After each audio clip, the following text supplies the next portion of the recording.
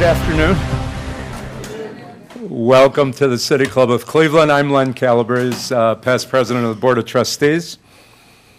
Our distinguished guest was born November 1st, the Feast of All Saints, 1932, in the village of Eziola. He's giving me instructions on how to pronounce it, in southeast Nigeria. He was sent to an Irish missionary school as a child. At age 9, became a convert to Catholicism after growing up in an African traditional religion. He went on to seminary in the Archdiocese of Onitsha.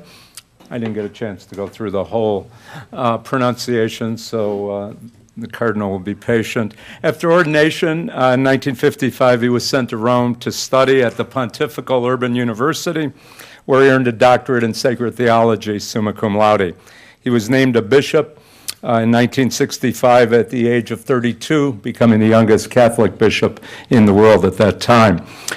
He was named coadjutor to the Archbishop of Onitsha and attended in that capacity the final session of the Second Vatican Council.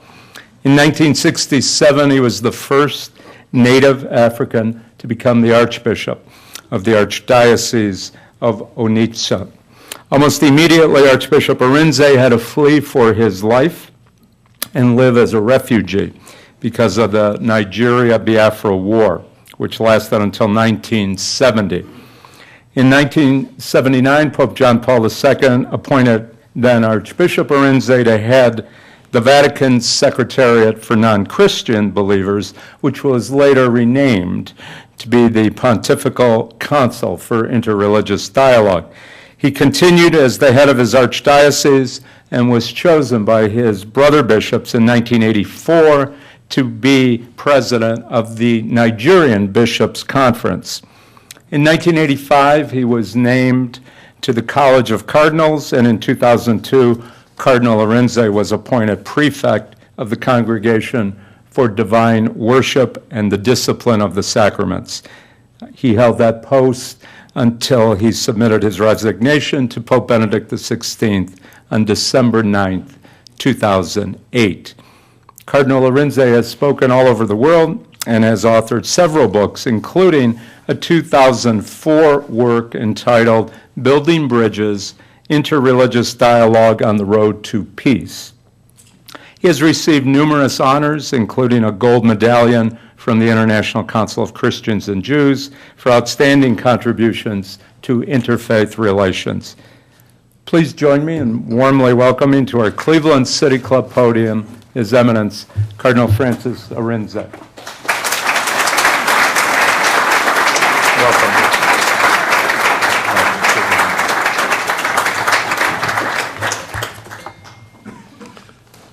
I thank you very much, President of the City Club of Cleveland?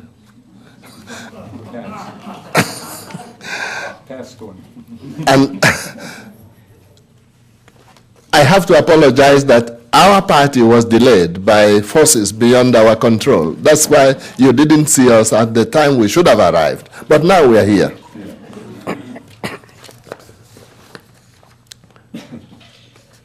Religious plurality is a fact.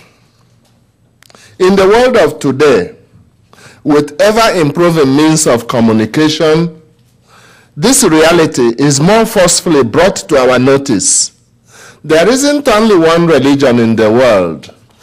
There are indeed many. So, it looks fruitful for us to reflect briefly on the role of interreligious dialogue in the world of today. Christians form about 33% of humanity.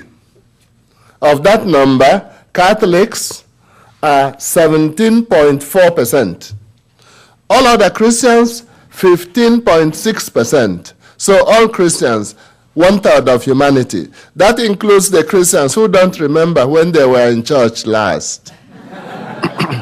The Muslims are the largest religious community with 19.2% of humanity. Hindus, 13%, Buddhists, 7%. But there are very many other religions. Jews, the Jews are very important, theologically speaking, for Christians, because Christianity comes from Judaism. Christ, his apostles, so on. Nevertheless, in terms of numbers, the Jews come to about 0.5% of humanity. Then there are traditional religionists, not only in Africa, Amerindian religions, tribal religions in Asia, Aboriginal religions in Australia. There are Sikhs, Jainis, Zoroastrians, Baha'i, Shintoists, and others. These religions are the ways of life of a greater part of humanity. They are the living expressions of the souls of vast groups of people. They carry with them the echo of thousands of years of the human soul looking for God and looking for how to honor him.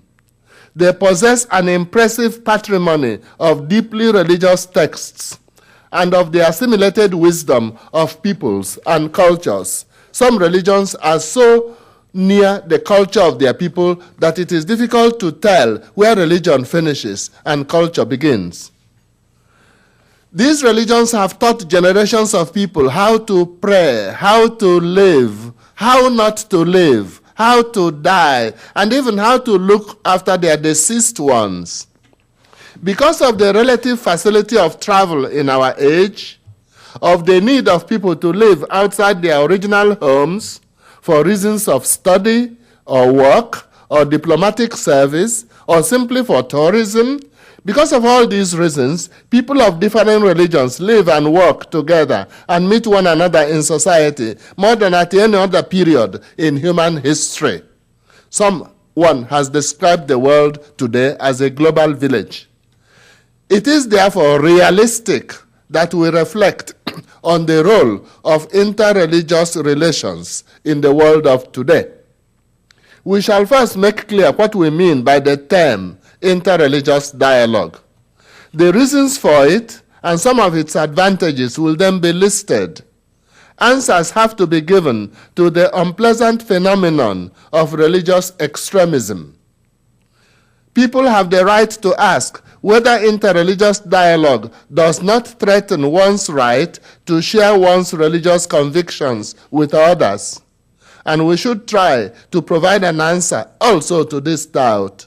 We shall close by listing some of the achievements of interreligious dialogue in the last few decades. So first, what do we mean by interreligious dialogue?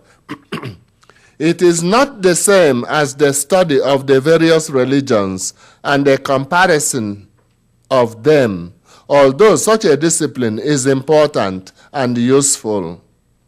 It is not a debate between the followers of various religions to see who will win. No, even if the debate is very friendly.